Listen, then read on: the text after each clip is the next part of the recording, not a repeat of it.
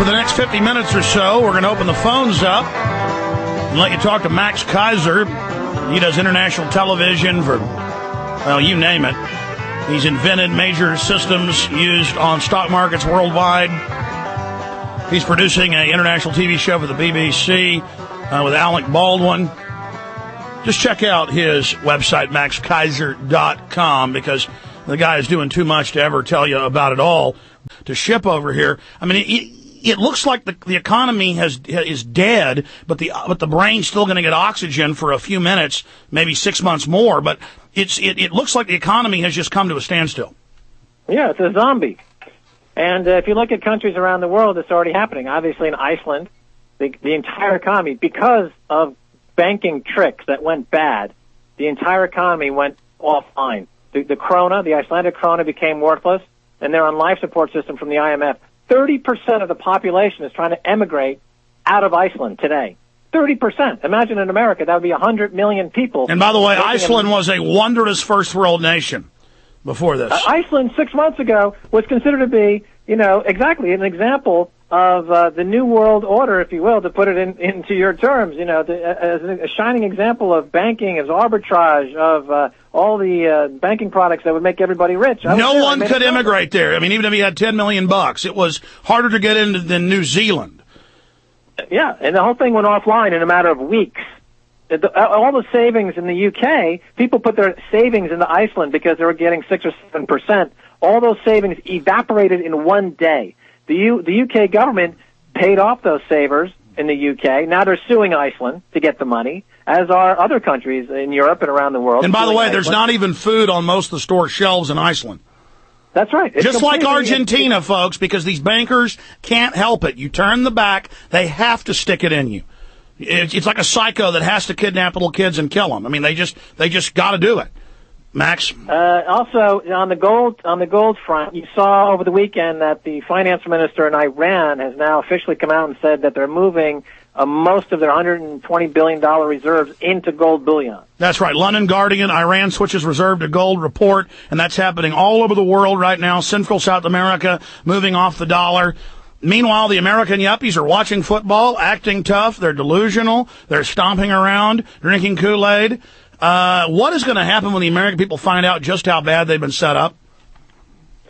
It's like the Sweeney Todd, the demon barber of Fleet Street. I think I'm going to see a lot of yuppie burgers being served at various outlets. I agree. In fact, give me the document, Cam. I want to show folks this London Guardian article. Iran switches reserve. I'm not going to play my video from yesterday. It might be too hot for your show, Alex. No, it's not that. The audio is distorted, but we are going to play it. I just wanted him to. It's a little overdriven, but it's great. From what? Overdriven. Oh, that is code word. That's a code word. I wouldn't expect that from Alex. No. Overdriven. This is from Al Jazeera. For your audience. This is when you were on Al Jazeera. And of course, you have a TV show on Al Jazeera, which is, by the way, people say Al Jazeera, that's Saudi Arabia or whatever. No, folks, this is based out of England. It's like their world service.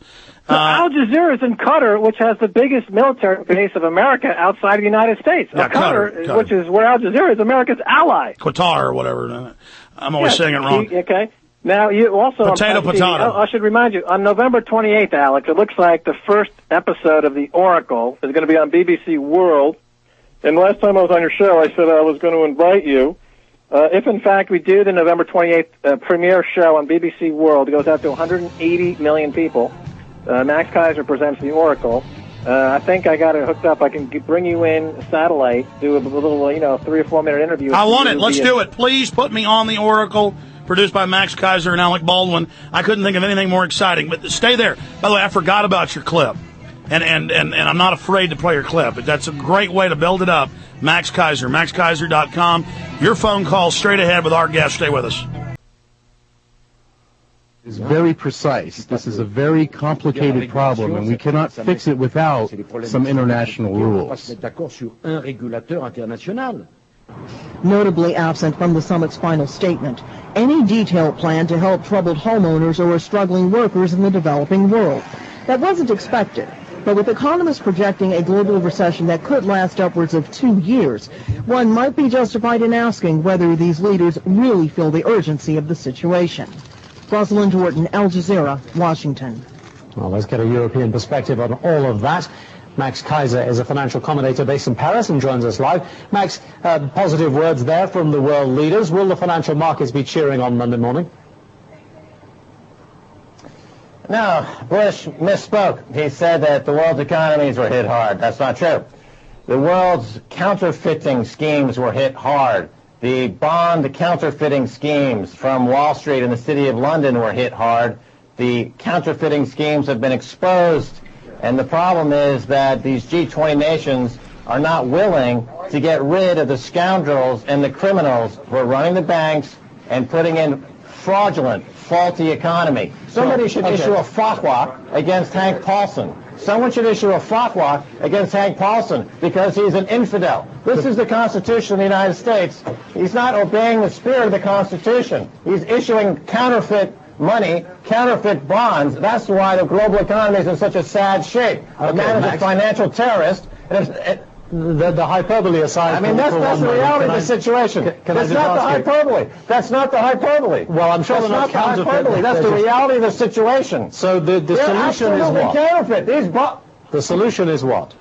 You have to go into a court of law and take Hank Paulson and Goldman Sachs up for financial terrorism, put them in jail. This is counterfeiting. They're issuing bonds that are absolutely non-collateralized. There's $500 trillion with no collateral. That may be one response to Hank Paulson, but as far as the international global economy is concerned, we have matters like, should the IMF be reformed? Should countries like China and India have a bigger say in regulation and moderation of the global markets? Did any of these get addressed, and are these the way forward?